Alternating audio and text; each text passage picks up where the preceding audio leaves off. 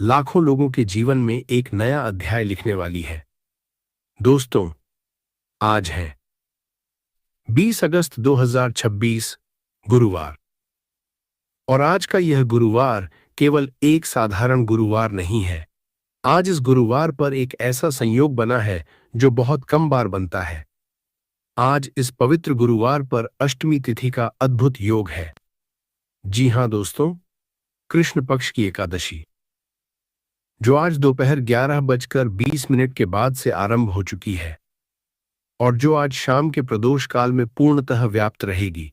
यह अष्टमी गुरुवार के दिन पड़ रहा है, इसीलिए इसे कहते हैं सावन अष्टमी। और दोस्तों, शास्त्रों में लिखा है कि जब प्रदोष और गुरुवार का मिलन होता है तो भगवान शिव और गुरुदेव दोनों एक साथ प्रसन्न होते हैं। दोनों की कृपा एक ही दिन, एक ही रात में बरसती है। लेकिन यह तो बस शुरुआत है। आज के पंचांग में और भी बहुत कुछ है जो मैं आपको बताना चाहता हूं।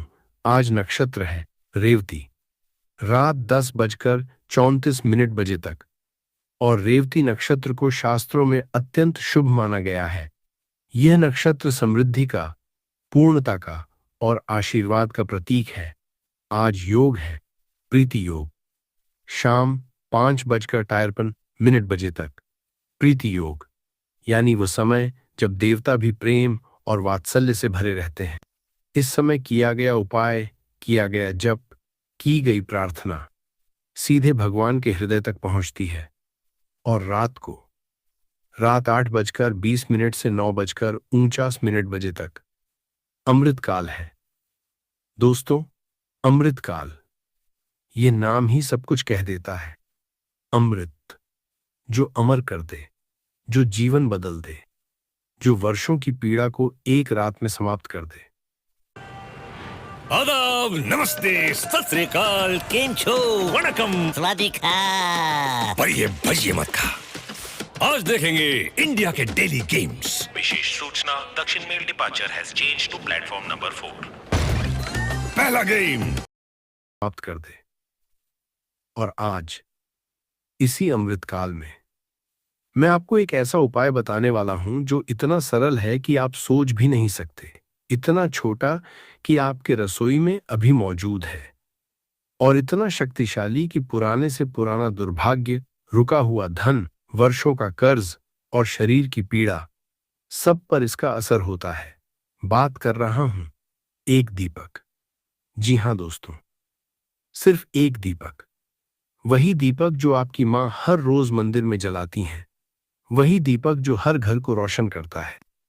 लेकिन आज रात, इस सावन अष्टमी की रात, इस अमृत काल में, यही एक दीपक आपके जीवन का सबसे बड़ा मोड़ बन सकता है। लेकिन दोस्तों, इस उपाय को करने का तरीका बहुत विशेष है। और यह तरीका, यह विधि बहुत कम लोग जानते हैं। जो जानते हैं उनके जीवन में फर्क पड़ा है। जो नहीं जानते वे बस यूं ही दीपक देखते रहे और चमत्कार से वंचित रहे। आज की इस वीडियो में मैं आपको वह सब बताऊंगा।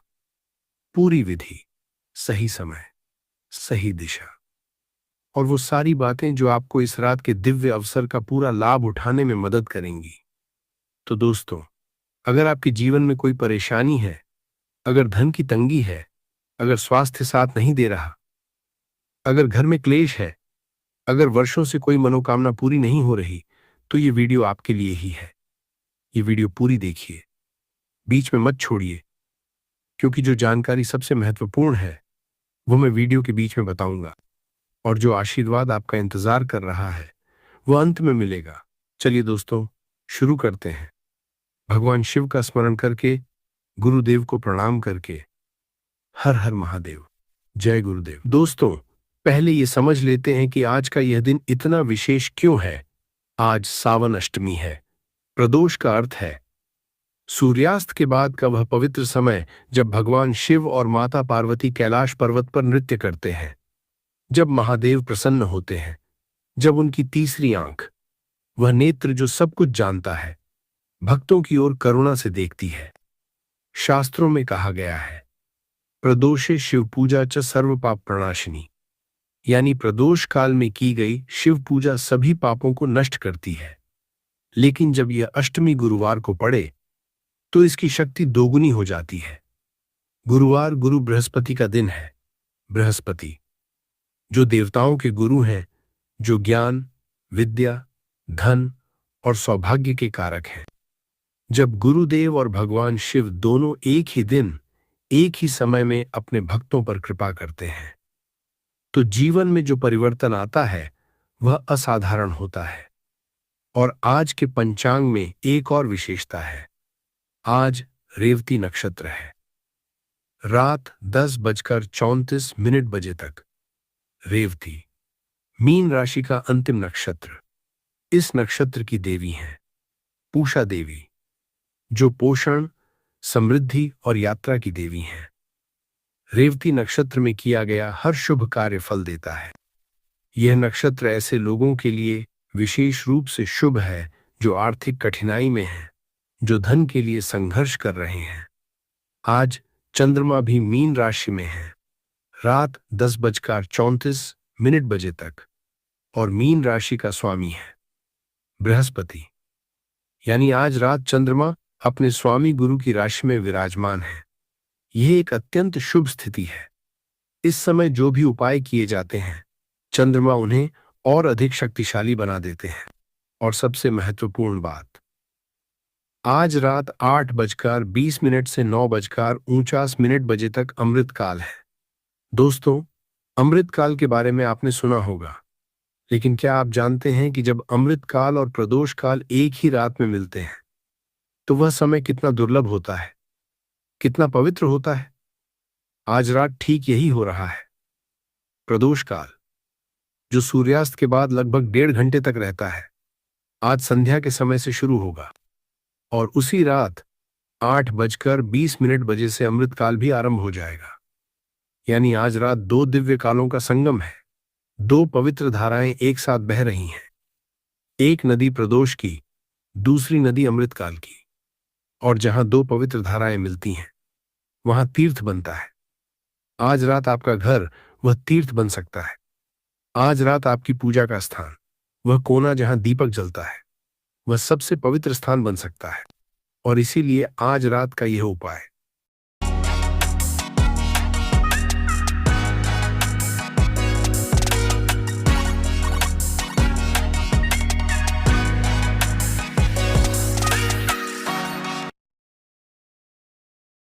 रात का यह उपाय, एक दीपक का यह उपाय इतना शक्तिशाली है। दीपक और भगवान विष्णु का संबंध भी बहुत गहरा है। दीपक को शास्त्रों में महत्वपूर्ण कहा गया है। यह पवित्रता का प्रतीक है। यह नकारात्मक ऊर्जा को दूर करती है और गुरु ग्रह बृहस्पति से दीपक का सीधा संबंध है। गुरुवार को दीपक का उपाय। यह संयोग केवल आकस्मिक नहीं है, यह दैवीय व्यवस्था है। आज की रात, इस सावन अष्टमी की रात, इस रेवती नक्षत्र की रात, इस अमृत काल की रात, प्रकृति स्वयं आपके लिए एक दरवाजा खोल रही है। सवाल यह है, क्या आप उस दरवाजे से प्रवेश करेंगे? दोस्तों, इससे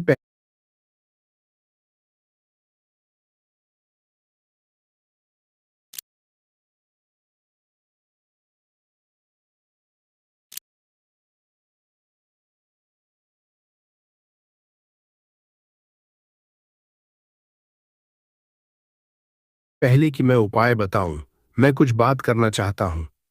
आप में से बहुत से लोग हैं जो बहुत थके हुए हैं। थके हुए इस अर्थ में नहीं कि नींद नहीं आती, थके हुए इस अर्थ में कि जीवन ने जो वादे किए थे वे पूरे नहीं हुए। मेहनत की, ईमानदारी से जिए, लेकिन फिर भी जो मिलना चाहिए था वह नहीं मिला। आप में से बहुत से लोग हैं जो कर्ज के बोझ तले दबे हैं। सुबह उठते हैं, कर्ज की याद आती है, रात को सोते हैं, कर्ज का डर सताता है। बच्चों की फीस, घर का किराया, दवाइयां, रोजमर्रा की जरूरतें, और एक तरफ कर्ज का पहाड़ जो घटने का नाम नहीं लेता। मैं जानता हूं यह दर्द कितना गहरा होता है, लेकिन दोस्तों, ये सुनिए, कर्ज का होना आपकी गलती नहीं है। कभी कभी ग्रहों की दशा ऐसी होती है, पितृदोष ऐसा होता है, या परिस्थितियां ऐसी बन जाती हैं कि कितनी भी मेहनत करो, धन टिकता नहीं, आता है और चला जाता है। लेकिन इसका उपाय है। भगवान ने हर समस्या का समाधान भी बनाया है। आप में से बहुत से लोग हैं जिनके घर में स्वास्थ्य की परेशानी है। घर में कोई बीमार है, पुरानी बीमारी, डॉक्टर के पास जाते हैं, दवाइयां लेते हैं, लेकिन पूरी तरह ठीक नहीं होता।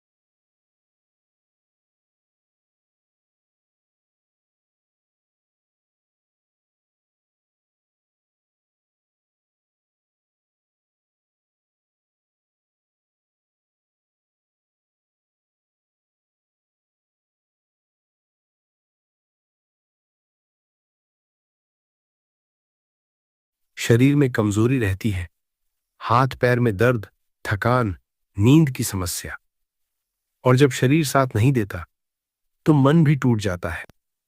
लेकिन दोस्तों, बीमारी से भगवान का नाता नहीं, बीमारी तो परीक्षा है, और जो परीक्षा में श्रद्धा के साथ खड़े रहते हैं वे उत्तीर्ण होते हैं। आज रात का यह उपाय, एक दीपक का यह उपाय का 7वां गर्भ स्वतः ही नष्ट हो गया, जबकि गोकुल में वही गर्भ आगे चलकर रोहिणी नंदन, दाऊ दयाल, संकर्षण और श्री बलराम जी के रूप में प्रकट हुआ। इसके पश्चात वह परम पावन, अलौकिक और ब्रह्मांडीय घड़ी आ पहुंची, जब भाद्रपद मास के कृष्ण पक्ष की अष्टमी तिथि, रोहिणी नक्षत्र, हर्षण योग, वृषभ लग्न और अर्धरात्रि का वह अत्यंत दुर्लभ संयोग निर्मित हुआ। रात्रि के ठीक 12 बज रहे थे। संपूर्ण आकाश में घनघोर काले मेघ छाए हुए थे। बिजली की गगनभेदी गर्जना हो रही थी और मूसलाधार वर्षा से पूरी सृष्टि जलमग्न हो रही थी। ठीक उसी क्षण उस सीलन भरी, बदबूदार और अंधकारमय कालकोठरी में अचानक करोड़ों सूर्यों, चंद्रमाओं और मणियों के सम्मिलित तेज के समान एक अत्यंत दिव्य, शीतल और अलौकिक प्रकाश फैल गया। देवकी और वसुदेव जी ने आश्चर्यचकित होकर देखा कि उनके सामने साक्षात भगवान श्री हरि विष्णु अपने परम मनोहर चतुर्भुज दिव्य रूप में प्रकट खड़े हैं। भगवान के चारों कर कमलों में शंख, चक्र, गदा और पद्म सुशोभित थे। उनके विशाल वक्षस्थल पर दिव्य कौस्तुभ मणि और वैजयंती माला जगमगा रही थी। कानों में मकराकृत कुंडल झिलमिला रहे थे। मस्तक पर करोड़ों मणियों से जरा दिव्य मुकुट था और उनके मुखारविंद पर संपूर्ण जगत को सम्मोहित करने वाली अत्यंत कोमल, मंद मंद मुस्कान थी। माता देवकी और पिता वसुदेव ने हाथ जोड़कर अश्रुपूर्ण नेत्रों से साष्टांग दंडवत करते हुए उस परम ब्रह्म की स्तुति की और प्रार्थना की कि हे प्रभु, कंस के भय से अपने इस चतुर्भुज रूप को समेट लीजिए। तब भगवान ने अपने उस विराट रूप को संकुचित किया और एक अत्यंत कोमल, मनमोहक, सलोने नवजात शिशु का बाल स्वरूप धारण कर लिया और वसुदेव जी से कहा कि हे पिताश्री, अब तनिक भी विलंब न करें। आप मुझे तत्काल इस बांस के सूप में रखकर उफनती हुई यमुना को पार कर गोकुल में मेरे परम मित्र नंदराय और यशोदा मैया के महल में पहुंचा दें, और वहां यशोदा के गर्भ से अभी अभी जिस कन्या ने जन्म लिया है उसे चुपचाप उठाकर यहां ले आएं। भगवान की आज्ञा होते ही प्रकृति की सारी शक्तियां उस लीला के संपादन में जुट गईं। वसुदेव जी के हाथों और पैरों में पड़ी लोहे की भारी बेड़ियां स्वतः ही टूटकर नीचे गिर गईं। कारागार के